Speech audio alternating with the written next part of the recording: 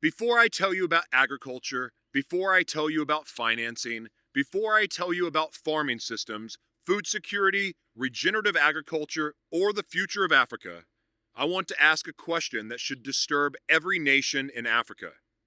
How can a continent grow the world's food, feed the world's industries, supply the world's luxury products, carry the world's raw materials, and still have farmers who cannot afford the seeds for the next season? How can a farmer grow cocoa and still not control chocolate?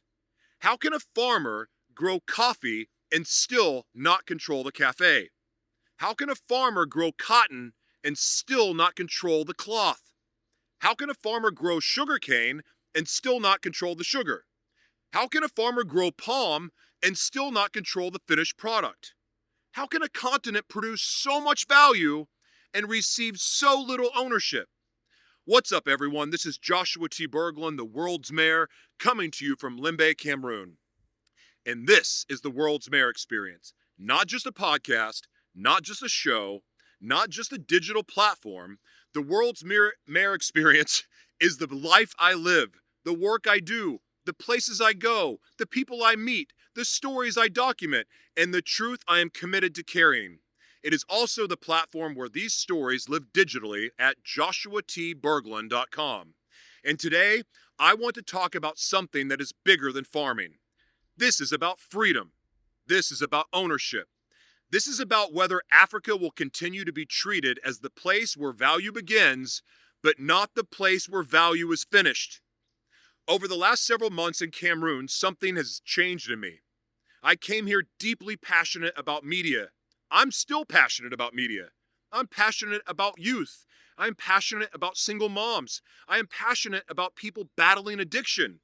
I'm passionate about helping people recover, rebuild, own their voice, and create something meaningful from their story. But the more time I have spent here in Cameroon, the more time I have spent meeting farmers, the more time I have spent learning about agriculture, regenerative agriculture, food systems, land, soil, markets, production, and the people who actually feed the communities, the more I have realized something. This may be one of the most important conversations we can focus on right now, not just here in Cameroon, not just across Africa, but around the world. Because agriculture is not just about food. Agriculture is about survival. Agriculture is about health. Agriculture is about economics. Agriculture is about sovereignty.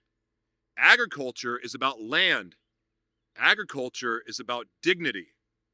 Agriculture is about whether communities control their future or remain dependent on systems that do not serve them.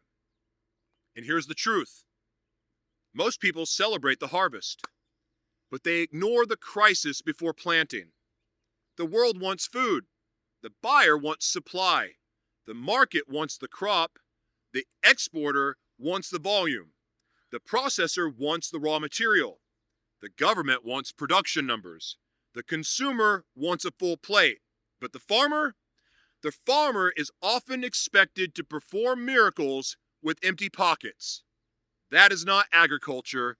That is pressure. That is not partnership. That is extraction with polite language. Farmers need fertilizer. They need improved seeds.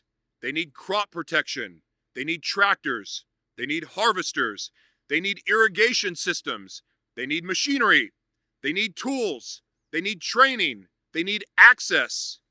Not after they are already struggling, before the season begins, before the sale, before the income, before the proof, before the harvest exists. Because if the world is going to demand production from farmers, then the world must care about what farmers need before production begins. And this is where the message of Dr. Myles Munroe hits me so hard. There is a teaching where he explains one of the deepest economic traps ever created. He said oppressed people were taught how to grow cane and pick cotton, but they were not taught how to turn cane into sugar or cotton into cloth. That is not just history, that is a system. That is the architecture of dependency. Teach people to produce raw material, but do not teach them conversion. Do not teach them processing. Do not teach them pricing. Do not teach them manufacturing. Do not teach them branding. Do not teach them ownership. Do not teach them distribution. Do not teach them how the money really moves. Then one day, tell them they are free. Give them the land, give them the crop, give them the raw material, but keep the factory. Keep the financing. Keep the machinery. Keep the shipping. Keep the branding. Keep the market access. Keep the contracts. Keep the price-setting power. And now they are not physically chained, but they are economically still trapped. That is the shocking truth. Many African farmers are not poor because they do not create value. They are poor because they are locked out of the systems that multiply value. They grow the crop. Someone else finances the crop. Someone else buys the crop. Someone else processes the crop. Someone else brands the crop. Someone else exports the crop. Someone else sells the crop. Someone else sets the price. Someone else tells the story. And then the world has the nerve to call the farmer poor. No, the farmer is not poor. The system around the farmer is poorly designed, or maybe worse, maybe it was designed perfectly, just not for the farmer. This is why we have to change the conversation. The farmer does not only need sympathy, the farmer needs infrastructure. The farmer needs access. The farmer needs fair financing. The farmer needs tools. The farmer needs ownership. The farmer needs visibility. The farmer needs systems that recognize them as the beginning of the value chain, not the weakest part of it. Because many farmers do not need another loan that treats them like a risk. They need partnerships that recognize them as producers. They need access before the money arrives.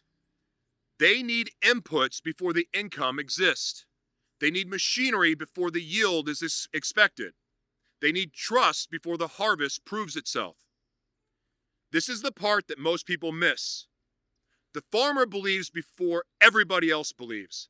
The farmer plants when there is nothing to show. The farmer risks before the buyer arrives. The farmer works before the market applauds. The farmer invests before the profit is visible.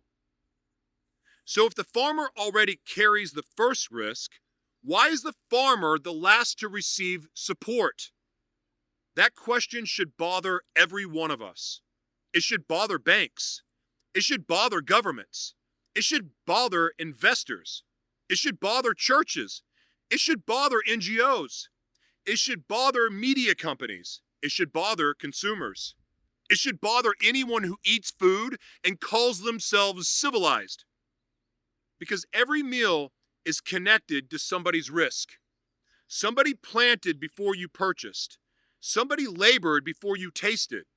Somebody trusted the season before you trusted the product. And this is where media becomes essential, not optional, essential. Media is not just cameras. Media is not just interviews. Media is not just social media posts. Media is how trust becomes visible. Farmers have questions. What system can I trust? Who sets the price? What do I owe? What am I signing? What happens if the harvest fails? Will this help me grow? Or will this take control from me? Those questions are not resistance. Those questions are wisdom, because people who have been exploited are not wrong for being cautious. So media must educate. Media must explain. Media must show the process. Media must document farmers. Media must document the land. Media must document the inputs. Media must document the harvest. Media must document the success and the problems. Media must document the truth. Not propaganda, truth. If something works, show it. If something breaks, tell the truth and fix it. If farmers are winning, let them speak. If terms are confusing, explain them. If banks need proof, build the proof. If institutions need credibility, document the credibility. If communities need confidence, let them see the evidence. This is what I mean when I say media is infrastructure. A road moves crops. A tractor prepares land. A harvester saves labor. A storage facility protects produce. But media moves trust. And trust may be one of the most important currencies in African agriculture right now. Because without trust, farmers will not participate. Without trust, banks will not fund. Without trust, suppliers will not extend support. Without trust, buyers will hesitate. Without trust, communities will resist. Without trust, good ideas cannot scale. And if we really want to make this powerful, we must connect it to the bigger truth Dr. Myles Munroe was teaching. Freedom is not just having access to raw material. Freedom is knowing what to do with it. Freedom is not just growing cotton. Freedom is turning cotton into cloth. Freedom is not just growing cocoa. Freedom is turning cocoa into chocolate, cosmetics, products, brands, and global value. Freedom is not just growing cassava. Freedom is turning cassava into flour, starch, packaged goods, animal feed, and exportable products. Freedom is not just growing palm. Freedom is building finished goods, soaps, oils, cosmetics, and industrial products. Freedom is not just farming. Freedom is controlling more of the chain. And that is why input matters. Because you cannot talk about processing if farmers cannot afford the seeds. You cannot talk about export if the farmer cannot access fertilizer. You cannot talk about food security if the farmer cannot irrigate the land. You cannot talk about agriculture transformation if the farmer is still farming with yesterday's tools while the market demands tomorrow's volume. That is the hypocrisy. The world wants African production, but often refuses to finance African capacity. Then, when production is low, they blame the farmer. When yield is weak, they blame the farmer. When quality is inconsistent, they blame the farmer. When supply is unstable, they blame the farmer. But how many of those same critics invested before planting season? How many provided machinery? How many provided irrigation? How many helped with storage? How many created fair contracts? How many shared knowledge? How many built local processing? How many told the farmer the truth about the market? It is easy to demand excellence from people you have under-equipped. It is harder to build the system that makes excellence possible. And I want the young people of Cameroon and Africa to hear this clearly. Agriculture is not backwards. Agriculture is not punishment. Agriculture is not something to be ashamed of. Agriculture is technology. Agriculture is media. Agriculture is finance. Agriculture is logistics. Agriculture is science. Agriculture is data. Agriculture is branding. Agriculture is sovereignty. The problem is not farming. The problem is that too many people have only seen farming at the lowest paid level of the chain. But when you add machinery, processing, media, data, e-commerce, packaging, storytelling, and direct market access, farming becomes one of the most powerful business platforms on earth. Africa's agriculture future does not have to look like survival. It can look like ownership. It can look like young people building agri-media companies. It can look like cooperatives with websites and buyer portals. It can look like farmers with QR codes on products showing the story of the field. It can look like banks financing visible, organized, credible farming communities. It can look like local crops becoming local brands. It can look like villages becoming production ecosystems. It can look like Cameroon feeding itself and exporting with power. But we have to stop romanticizing struggle. The farmer does not need applause while lacking tools. The farmer does not need sympathy while lacking access. The farmer does not need another speech about potential while standing in front of an unfunded land. Potential without infrastructure becomes frustration. So let this episode be a challenge to banks. Stop seeing farmers only as risk. Start seeing them as the origin point of value. To governments, do not only talk about agriculture during campaigns, build systems that work before planting season.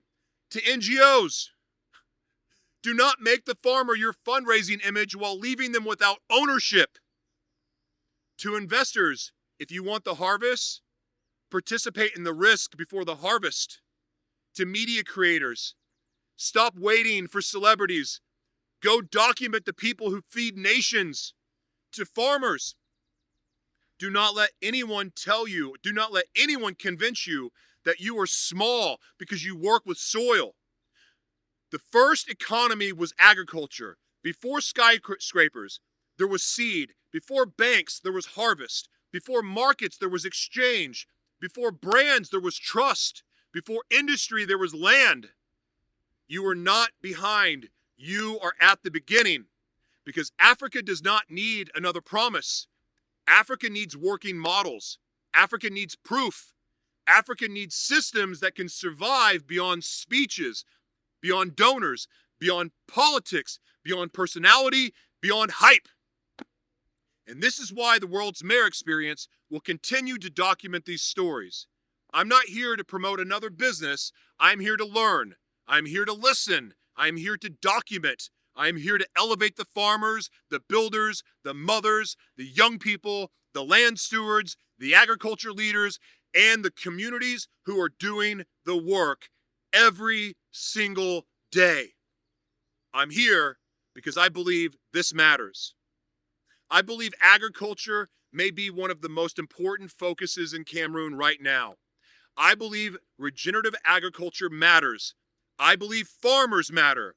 I believe food systems matter. I believe the world needs this information because this is not just about Cameroon. This is not just about Africa. This is about every nation, every family, every table, and every future. If Africa wants to transform agriculture, it cannot only focus on the harvest.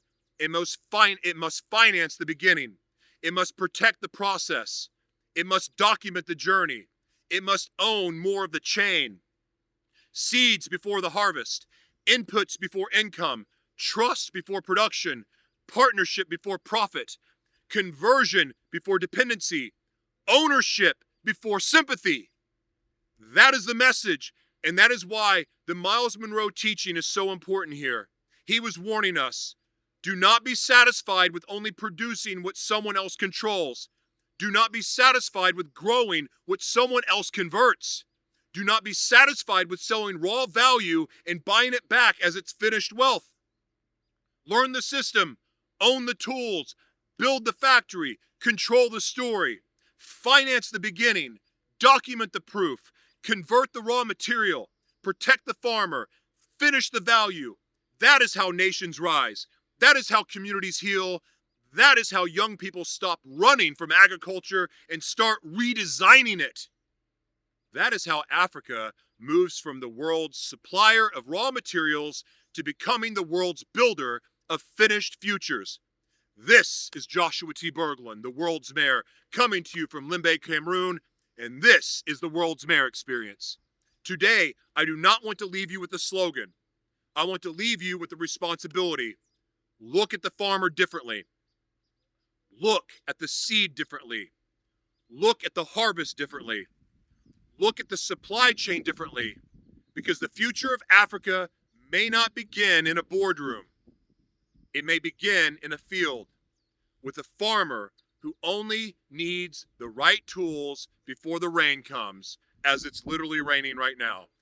God bless Cameroon, God bless Africa, and God bless every farmer planting the future the world has not learned how to honor yet.